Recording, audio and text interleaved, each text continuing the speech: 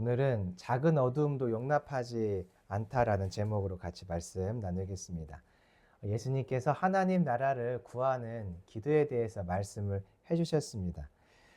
우리가 그 하나님 나라를 구하면서 할 일이 있는데 그것은 계속해서 말씀의 빛에 나를 비춰보는 것입니다. 등불이신 예수님 앞에 계속 나를 비춰보는 것이죠. 이렇게 말씀의 빛으로 예수님의 빛 앞에 내가 나아가면 보이는 것이 있는데 내 몸이 보이죠. 내 몸이. 내 모습이 보이게 되어 있습니다. 그때 내 안에 있는 어두움들, 빛의 가운데 거하는 것 말고 어두움 가운데 있는 부분들을 하나씩 발견하고 그것을 제거하는 일을 주님은 요청하시죠. 왜냐하면 우리가 주님의 나라를 위해 살아가다 보면은 하나님 나라를 구하다 보면 사단이 가만히 있지 않고 우리를 계속 시험합니다. 그런데 그 시험들을 이기고 또 시험들을 피하여 가는 방법이 무엇이냐면 미리 내가 빛에 나를 비춰봐서 어둠의 부분들을 하나씩 정리하는 것이죠. 그러면 사단의 틈을 타서 내게 들어올 수 없게 되기 때문입니다. 이번 한 주간 우리가 이 말씀 기억하면서 말씀의 빛 앞에 예수님의 빛 앞에 나를 계속 내어놓고 빛 가운데 있지 않은 것들, 어둠 가운데 있는 모습들 하나하나가 발견되면 그것들을 잘 정리해서 주님 나라를 위해서 기도하고 또 쓰임받는 한 주가 되기를 소망합니다. 자, 33절 말씀 보시죠. 등불을 켜는 사람이 있는데 등불을 켜서 이 사람이 말 아래 두지 않습니다. 등불을 켠 사람은 이 불을 등경 위에 두고 이렇게 하죠. 다른 사람들이 들어오려고 할 때 그 빛을 볼 수 있도록 이렇게 합니다. 33절의 말씀을 보면 그러니까 등불은 사람이 빛을 보게 하는 목적이라고 나와 있어요. 우리가 보통 불을 켠다고 하면은 어두운 가운데 불을 켜서 길을 가는 사람이 그 지역 그곳을 지나가는 사람이 들어오는 사람이 발에 걸려 넘어지지 않거나 어디에 부딪히지 않거나 이렇게 안전을 위해서 불을 켠다 생각을 하는데 33절에 있는 내용에서는 들어오는 사람의 빛을 본다고 되어 있죠. 그러니까 빛 때문에 어둠이 밝혀져서 내 앞에 있는 길이 잘 보인다는 얘기가 아니라 들어오는 사람이 그 빛을 본다라고 되어 있어요. 그래서 여기서 등불의 목적은 사람이 빛을 보는 것이죠. 사람이 빛을 보면 자연스럽게 자기 몸이 비춰지면서 빛으로 말미암아 내 몸에 있는 어두움의 부분들이 어디에 티가 있거나 이런 것들이 보이게 되어 있죠. 그것을 제거하는 것이 목적으로 등불을 켠다 이런 이야기입니다. 자, 34절 보시죠. 예수님께서 이 등불이 그 무엇이냐라고 물어봤을 때 이렇게 대답을 해주세요. 그건 눈이다, 눈. 그러면 눈이 할 일은 무엇이냐면 눈은 내 몸을 비추는 것이다 이렇게 말씀해 주십니다. 빛이 맑으면, 빛이 순전하면 몸이 밝고 순전하게 비춰지겠죠. 근데 빛이 만약에 어두우면 몸이 제대로 비춰지지 않을 것이에요. 빛이 불투명하거나 빛이 나쁘면 몸이 바르게 깨끗하게 다 비춰지지 않을 거예요. 불투명한 만큼 비춰질 것이고 어두운 만큼만 비춰주겠죠. 여기서 이 빛은 삶의 기준이다 이렇게 생각하면 좀 더 이해가 잘 됩니다. 그러니까 기준이 옳게 바르게 되어 있으면 내 삶이 정직하게 잘 세워지겠죠. 하지만 기준이 어긋났거나 기준이 처음부터 비틀어져 있으면 비틀어진 내 몸을 보면서도 저렇게 잘 되어 있구나 하면서 착각하게 되겠죠. 그러니까 기준이 잘못되어 있으면 그 기준을 가지고 나를 비춰볼 때 바르게 교정해 나갈 수 없게 되는 것입니다. 빛은 우리의 삶의 기준이에요. 그래서 이 기준이 제대로 되어 있지 않으면 내 몸도 어두울 수밖에 없고 내 몸이 바르게 세워질 수 없는 것이죠. 그래서 33절을 보면 주님이 이렇게 말씀하세요. 한번 같이 읽어볼까요? 시작. 누구든지 등불을 켜서 움속에나 말 아래 두지 아니하고 등경 위에 두나니 이는 들어가는 자로 그 빛을 보게 하려 함이라. 그 빛을 보면서 35절을 보면은 내 속에 있는 빛이 어둡지 아니한가 보라. 계속해서 우리가 할 일이 무엇이냐면 내 빛이 어두운가 어둡지 않은가를 확인하는 것이죠. 여기 보면 내 속에 있는 빛이라고 되어 있는데 내 속에 있는 빛이니까 내 몸 안에 있는 빛을 생각하게 되는데 원어를 보면은 너에게 있는 이라는 뜻이에요. 너에게 있는. 앞에서 예수님이 너에게 있는 빛이 무엇인지 말씀해 주셨죠. 그것은 눈이라고 하셨어요. 그러니까 내 속에 있는 빛이라는 것은 내 눈을 말해요. 내 눈이 어두운가 어둡지 않은가 계속 살펴보라고 주님은 말씀하십니다. 우리가 항상 눈을 점검해야 돼요. 내 눈이 어두운가 어둡지 않은가, 내 눈이 나쁜가 나쁘지 않은가, 투명한가 또 선명한가 불투명하지는 않은가, 어둡지는 않은가 계속 이 기준이 제대로 되어 있는지를 살펴봐야 되는 것이죠. 자, 그래서 36절을 보면 빛이 나를 비추면 어둠이 없이 밝아지듯이 우리의 온 몸이 밝아서 어둠이 없어야 된다고 말씀을 하세요. 내 눈이 밝아서 내 몸에는 어둠이 없어야 된다. 주님이 오늘 우리에게 동일한 요청을 하고 계세요. 내 몸에 어둠, 즉 악이 있는지를 계속 살펴보기를 원하세요. 이 말은 내 몸이 다 악하다라는 뜻은 아니에요. 내 몸에는 빛처럼 밝은 부분도 있고 어둠처럼 악한 부분들도 분명히 있어요. 내 안에 항상 이 두 가지가 같이 있죠. 때로는 빛이 더 많기도 하고 때로는 어둠이 더 많기도 해요. 주님은 뭐라고 말씀하시냐면 내가 길이고 진리고 생명이고 내가 빛이고 등불이니까 너희들 나를 통해서 너희 자신을 비춰보면서 나를 통해 너희 자신을 비춰보면서 너희의 삶 안에 있는 나와 다른 모습들, 나의 모습과 다른 것들을 하나씩 좀 발견해라. 그래서 그것들을 간과하고 넘어가지 말고 정리해라 이 말씀을 하고 계세요. 우리가 나를 볼 때 어떻게 보는 것이냐면 등불이신 예수님을 통과해서 나를 보는 것이에요. 말씀이신 예수님을 통과해서 나를 보는 것이죠. 그래서 말씀에 비교해보고 예수님의 삶에 나를 비교해보면서 내 손은 예수님과 손과 좀 다르네. 내 발은 예수님의 발과 비슷하다. 내 눈은 예수님의 눈과 비슷하네. 내 입은 좀 달라 하면서 다른 것과 맞는 것을 구분해보고 다른 것들은 하나하나 다시 예수님의 모습대로 말씀의 모습대로 바꿔가라 이 요청을 하는 것이죠. 그래서 만약에 내 안에 어둠이 예수님께 비춰봐서 발견된다면 주님 죄송해요. 내 안에 이런 모습이 또 있었네요. 아이고 주님, 내가 이게 반복해서 끊어지지 않는 죄입니다. 용서해 주세요. 내가 예수님과 같은 모습이 되기를 원합니다. 나의 귀, 눈, 입술, 언어 이런 것들이 하나님의 모습대로 예수님의 모습대로 점점 더 바뀌어지길 원합니다 하고 간구해야 되는 것이죠. 내 삶을 잘 보면은 회색 지대가 있고 완전히 어두운 것이 있고 하얀 부분들이 있어요. 빛에 있는 부분들은 하얀 부분이라 한다면 왔다 갔다 하는 부분은 회색이라 할 수 있고 완전히 넘어간 부분들은 어둠이라 할 수 있죠. 이때 빛이신 가장 하얗고 깨끗하신 예수님 앞에서 이것들을 다 분별해내는 것이에요. 그러면서 어둠은 점점 축소하고 빛은 확장시켜라. 이것이 주님의 우리의 요청입니다. 여기서 그럼 질문을 해봐야 돼요. 예수님이 갑자기 이 이야기를 왜 하시는가? 너희들 안에 있는 어둠은 줄여가고 빛은 밝은 것들을 확장시켜 나가라. 왜 이 이야기를 하시는가? 분명히 앞에 있었던 이야기는 주기도문 이야기였어요. 그러니까 주님이 지금 주기도문 이야기를 하시다가 하나님 나라를 구하는 이야기를 하시다가 요 말씀을 같이 하고 계신 것이죠. 이렇게 말씀하신 이유가 있어요. 하나님의 나라를 구하다 보면 사단의 끊임없이 방해가 우리에게 찾아오기 때문에 그렇습니다. 사단이요, 우리가 하나님의 나라와 의를 구하는 것을 정말 싫어합니다.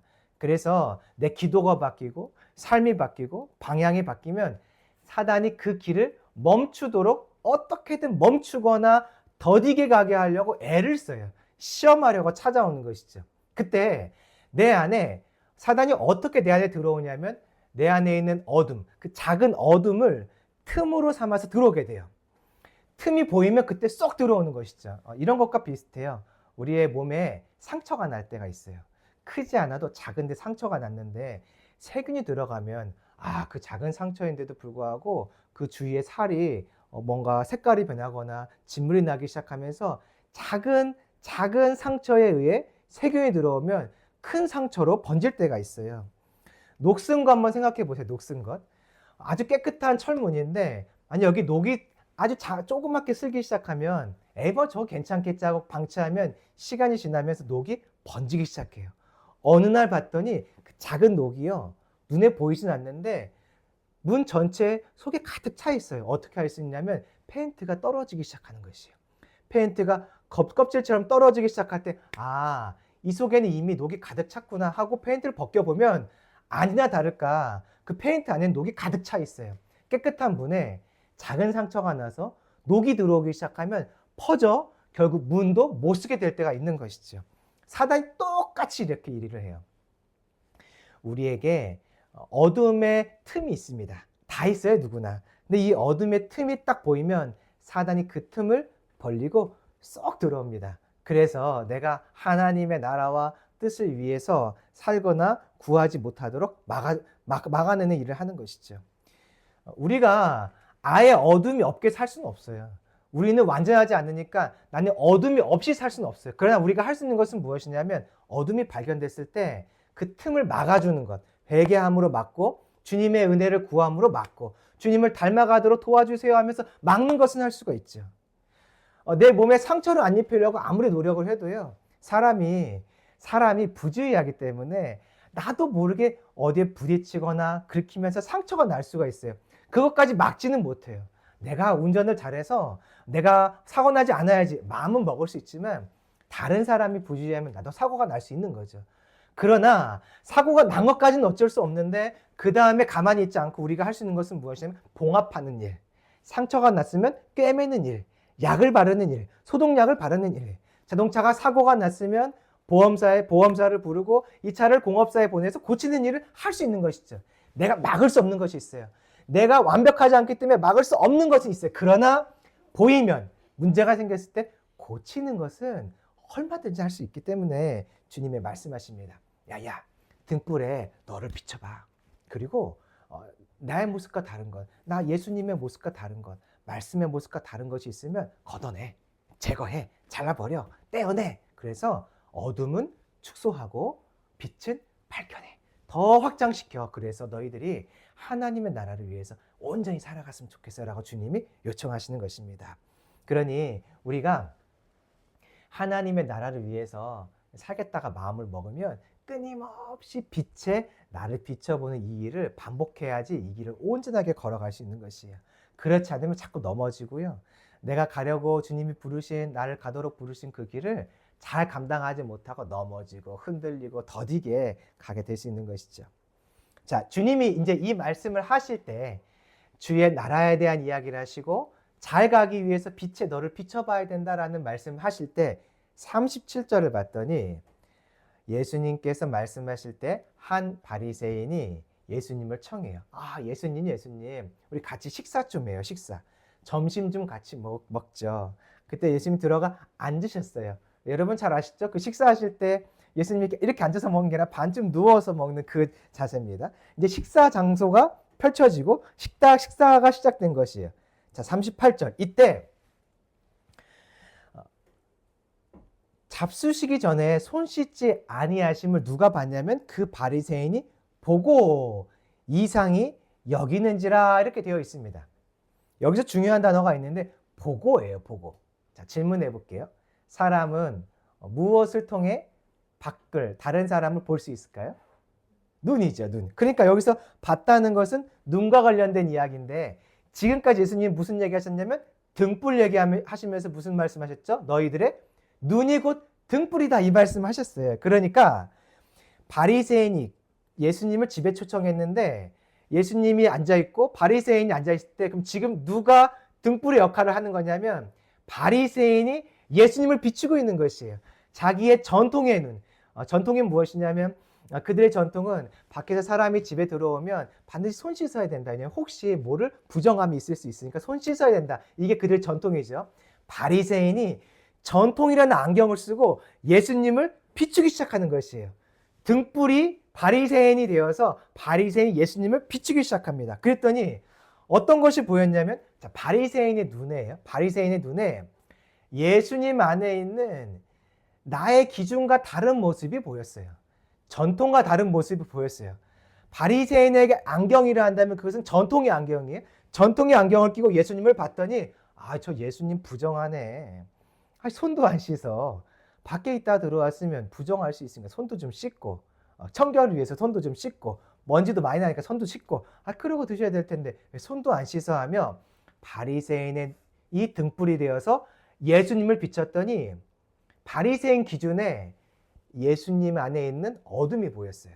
자, 그런데 성경에서 등불을 역할을 하시는 분은 사실은 예수님 한 분이에요.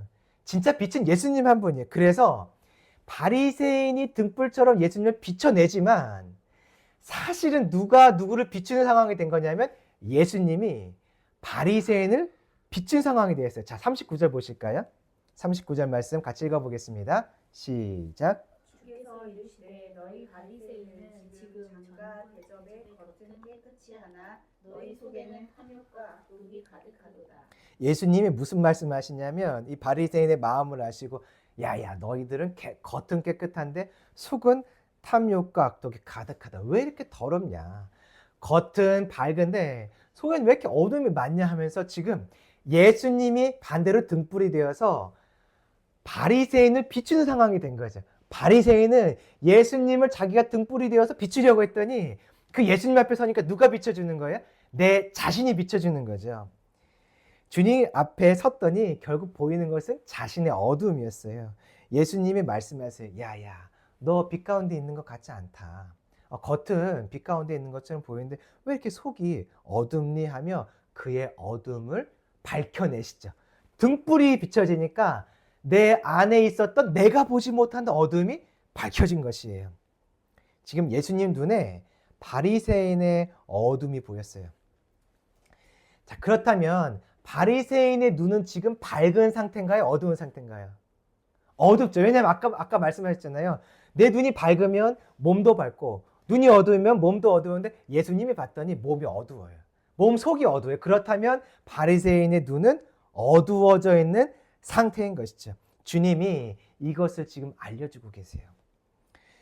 우리가 이런 나의 상태를 보지 못하고 바리새인처럼 내 기준과 내 생각을 가지고 밖을 비춰내려고 할 때가 참 많아요. 그러니까 내가 등불이 되는 거죠. 내가 갖고 있는 기준, 내가 갖고 있는 생각이 기준이어서 이 기준으로 다른 사람을 내가 등불이 되어서 비춰주려고 해요. 너는 보니까 어깨에 뭐가 좀 묻어있네. 너는 보니까 발에 뭐가 좀 묻어있네 하면서 다른 사람 안에 있는 티를 비춰내는 등불이 나라고 생각하면서 접근할 때가 있어요. 그런데 그렇게 내 잘못된 기준을 가지고 접근해보면 깨닫는 것이 있는데요. 무엇이냐면 내가 등불이 될 수 없구나. 내 기준이 틀려 있구나. 내 생각 잘못되어 있는 것이구나. 내 기준도 잘못되어 있는 것이구나 발견할 때가 참 많아요. 페인트 칠을 하다 보면요. 내가 원치 않게 이 페인트가 다른 데 튈 때가 있어요. 그럼 사람이 무의식적으로 무슨 행동을 하냐면 붓이나 롤러를 놓고 내가 갖고 있는 이 장갑 낀 손으로 이것을 닦아냅니다. 자기도 모르게 저기 묻었나 하고 닦아내요. 그럼 어떤 일이 생기는지 아세요? 내 손에 사실은 더 많은 페인트가 묻어져 있어서 닦는다고 닦으면 더 더러워져요. 이 바리새인의 모습이 딱 그래요. 근데 오늘 우리의 모습도 딱 그렇죠.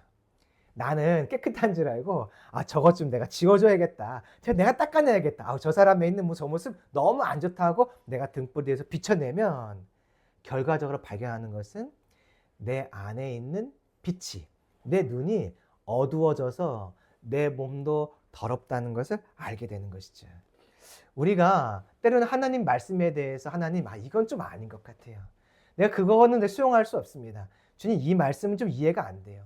욥기를 볼 때 가장 그렇죠. 주님 어떻게 이렇게 하실 수 있습니까? 그런데 그런 마음을 가지고 주님 앞에 나아가면 결국 보게 되는 것은 내 안에 어둠이에요. 우리가 다른 사람을 어떤 등불로 비춰내려고 그에게 접근해서 그를 바라보고 그를 평가해 주려고 할 때 깨닫는 것이 있어요. 나도 똑같이 내 안에 들보가 더 많지, 내 안에 더 어둠이 많지 하고 깨닫게 하는 것이죠. 주님은 이렇게 우리가 끊임없이 교만하고 온전치 않은 것들을 깨닫게 하세요. 지금 바리새인처럼요. 바리새인이요, 예수님을 지적하려다가 자신의 죄가 잔뜩 드러났어요. 40절 예수님이 이제 이 상황에 대해서 말씀하십니다. 야야, 넌 참 어리석다. 하나님이 겉과 속을 다 만들지 않았냐? 그런데 어떻게 넌 겉과 속이 이렇게 다르냐? 하면 주님이 말씀하세요. 하나님이 빛이시니까 하나님이 겉을 만들었다면 그 겉은 빛 가운데 있겠죠.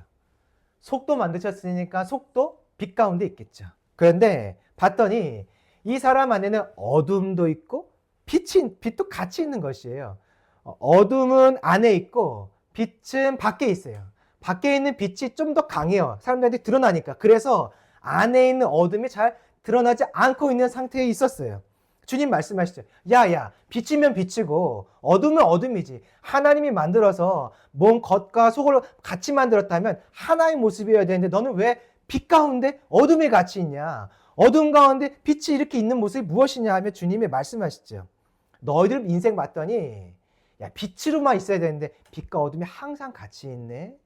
너희들의 모습 봤더니 겉은 빛으로 잘 포장이 되어 있어서 속에 있는 빛이 잘 안 보이는데 야야 내가 보니까 너희들은 빛과 어둠이 계속 같이 있다 하면서 41절 보시면 그 안에 있는 것으로 구제하라. 그 안에 있다는 것은 무엇이냐면 내가 가진 것을 말해요. 뒤에 있는 내용을 보면은 내가 가진 돈, 내가 가진 소유를 말하며 너희들 이 손으로 구제 좀 해라 이렇게 말씀하세요. 구제하면 이렇게 말씀하시죠. 그리하면 모든 것이 너희에게 깨끗하리라. 그러니까 지금 어둠은 무엇이냐면 구제하지 않는 것이 어둠이에요. 그래서 이 어둠을 제거하려면 구제해라. 그럼 너희들 몸이 다 깨끗할 것이다. 이 사람들 안에 아주 좋은 모습이 있었어요. 이 바리새인들 안에 그래도 빛 가운데 있는 것처럼 보이는 좋은 모습이 있었어요. 근데 그것 때문에 뭐가 감춰졌냐면 구제하지 않는 어둠이 그대로 방치되고 있었던 것이에요. 바리새인들도 몰라요. 주위에 있는 사람들도 몰라. 저 바리새인들 괜찮아. 겉모습 보니까 너무 괜찮아. 그런데 사실 그 안에 어둠이 감춰져 있었던 것이에요. 주님이 지금 그 감추어진 어둠을 들춰내셨어요. 그러면 보여지는 빛은 무엇인가? 자, 42절 한번 보실까요? 42절 읽어보겠습니다. 시작. 있을진저 너희 바리새인이여 너희가 박하와 음양과 모든 채소의 11조는 드리되 공의와 하나님께 대한 사랑을 버리는도다. 그러나 이것도 행하고 저것도 버리지 말아야 할지니라. 자, 이 바리새인들 안에 있었던 밝게 빛나는 모습은 무엇이냐면 박하와 운양과 채소의 11조를 드리는 모습이에요. 이거 이 속이 문제가 있으니까 겉으로 드러나는 거 다 문제가 아닌가라고 생각할 수 있는데 잘 보시면 그러나 이것도 행하고 저것도 버리지 말라고 했죠. 저것은 무엇이냐면 공의와 하나님께 대한 사랑은 버리는도다. 앞에 있었던 구제하는 이야기예요. 그거 버리지 마라. 그거 해라. 그럼 이것도 행하고 할 때 이것은 무엇인가요? 박하와 운양과 채소의 11조. 이거는 하나님도 기뻐하시는 모습이 되는 거죠. 이렇게 생각하시면 돼요. 상추 10장 땄는데 한 장을 주님께 11조로 바친 사람이 누가 있겠어요? 깻잎 10개 땄는데 그중에 한 개 주님께 드린 사람 누가 있겠어요? 박하와 운양과 채소의 11조라는 것은 이런 것을 말해요. 작은 거.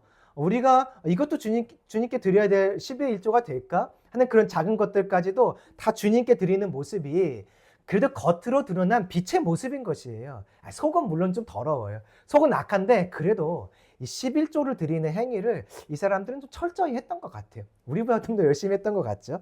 이 모습은 빛에 드러난 모습이에요. 빛 가운데 있는 모습이에요. 그러나 이 모습이 잘 드러난 만큼 철저하게 감춰주는 것이 있어요.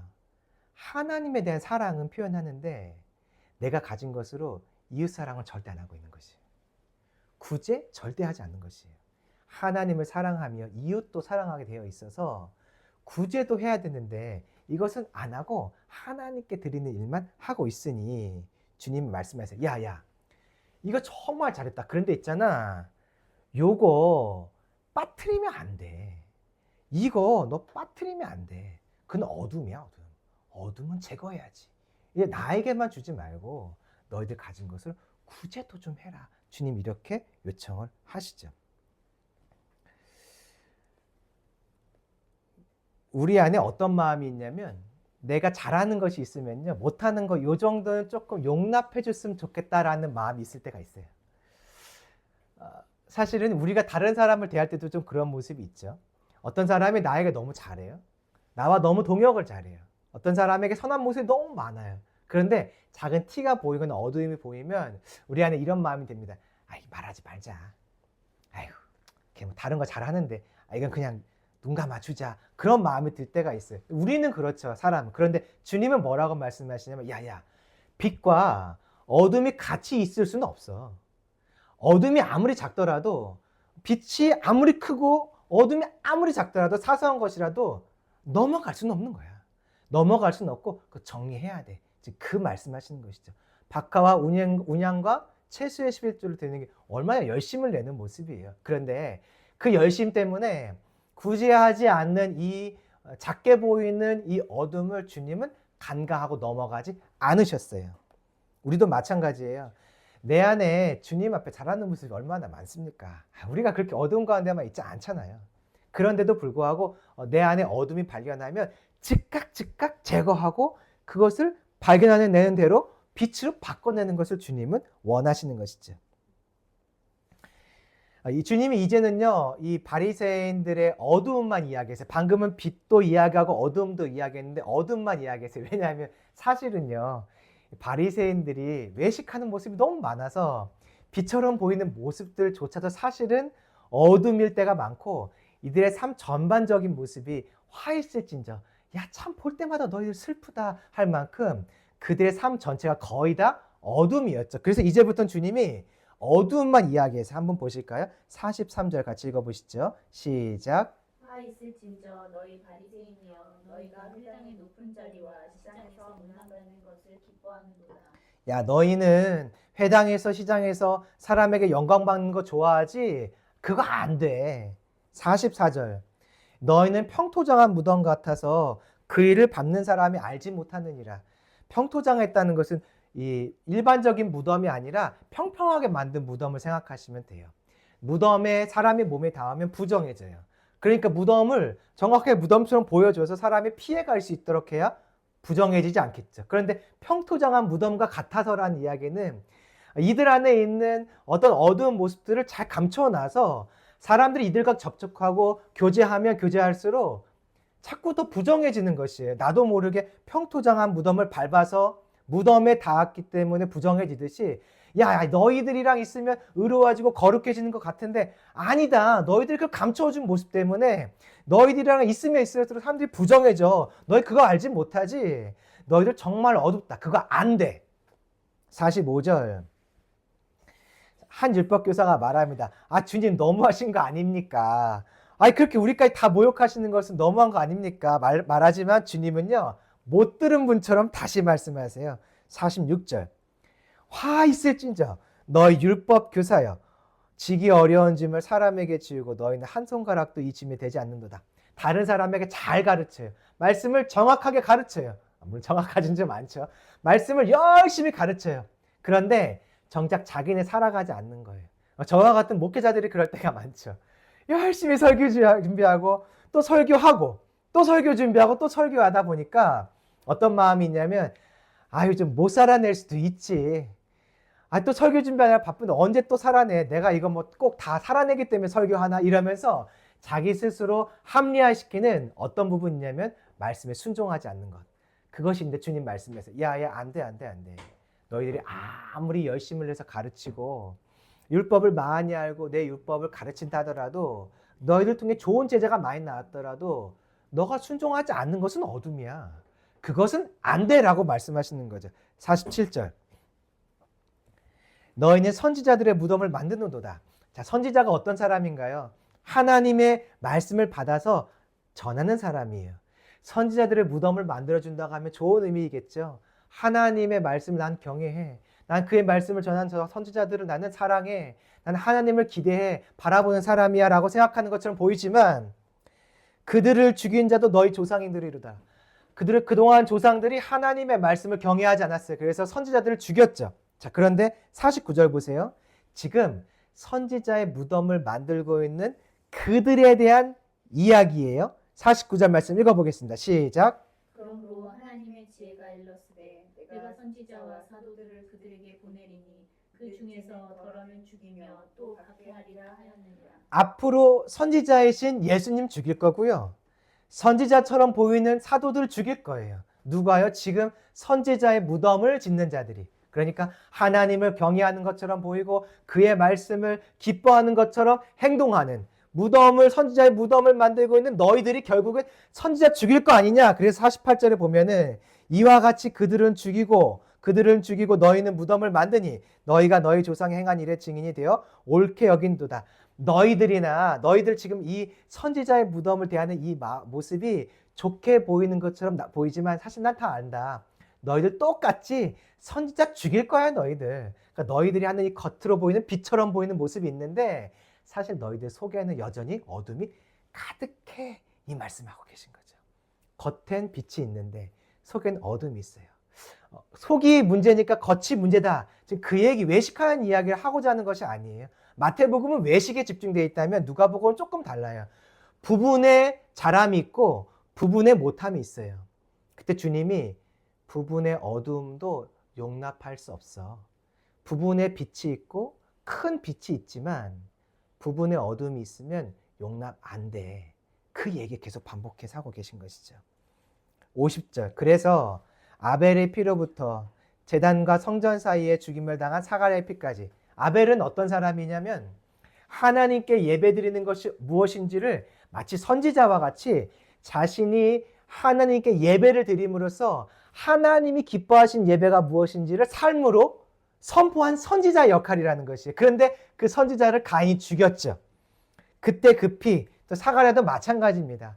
하나님의 말씀을 따라서 살아가고 있었는데 그 말씀을 따라 살아가는 자들 죽였죠. 그 피를 너희 2세대가 담당하리라. 그러니까 바리새인들이 지금 선지자의 무덤을 지으면서 겉으로는 아마 뭐 존경하는 마음, 존중하는 마음도 있었겠죠. 그러나 그 안에는 이 지금까지 조상들의 모든 그 죄와 악을 쫓아가는 어둠이 가득 있는 것이죠. 주님 말씀하세요. 그거 안 된다고.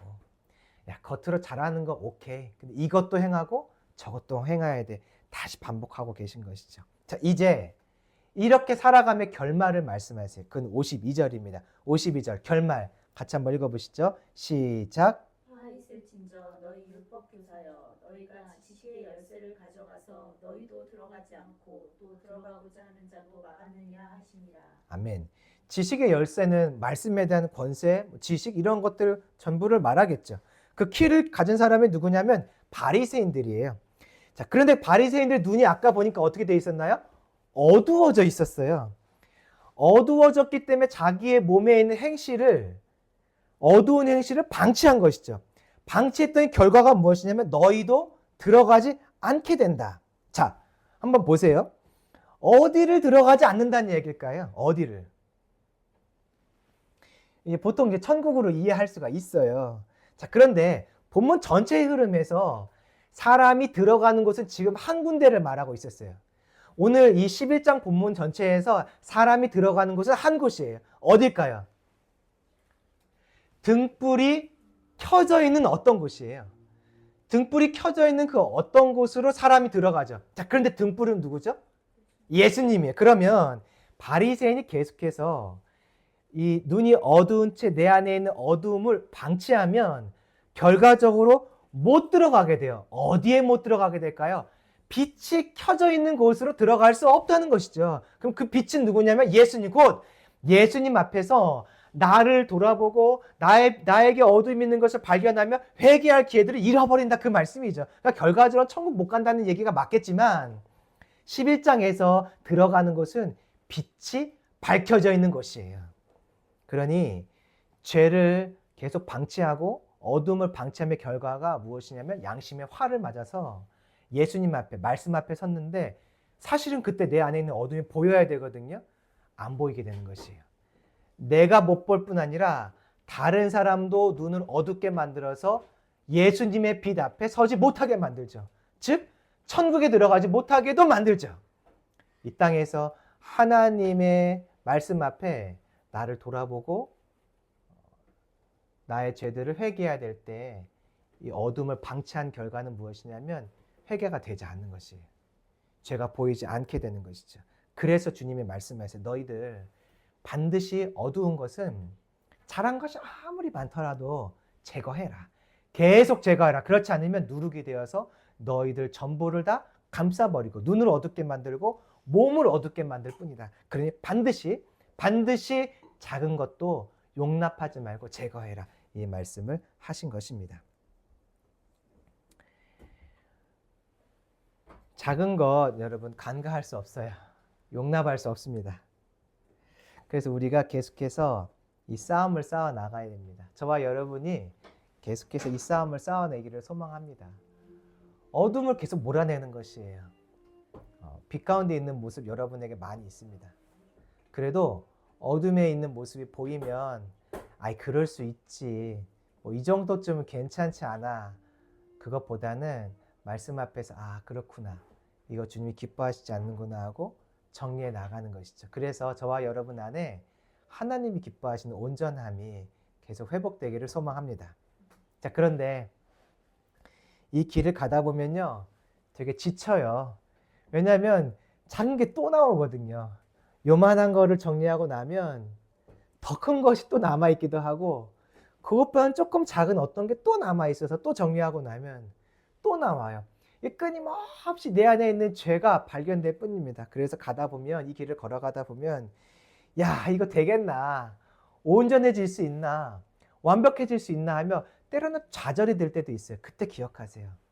원래부터 내 힘으로 완벽해지는 것이 아니에요. 우리는 예수님 앞에 서서 예수님의 빛에 나를 비춰보며 말씀의 빛에 나를 비춰보며 예수님을 닮아가는 것이에요. 계속 닮아가는 것일 뿐이지 나의 힘으로 완벽해질 수 없어요. 완벽해지지 않은 모습이 보일 때 우리가 할 일은 주님 나 왔어요. 나 다시 비춰주세요 하면 주님의 치유의 강선이 나를 비추고 성령이 나에게 찾아와서 다시 나를 고쳐내는 것이지 내가 그 모든 것을 나의 의지와 힘으로 발견하고 고쳐나가는 것이 아닙니다. 그러므로 이 길을 걸어가다가 지치고 힘들 때 그것은 나를 의지하고 나의 힘 앞에 나의 능력 앞에 엎드려짐인 것이니 그때 예수님을 바라보세요.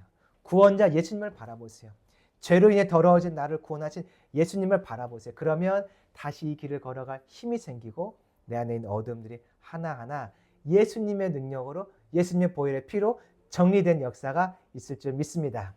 이번 한 주간 우리 안에 예수님으로 인하여서 어둠들이 계속 정리되어 하나님 나라를 구하고 그분의 나라를 살아가는 한 주가 되기를 소망합니다.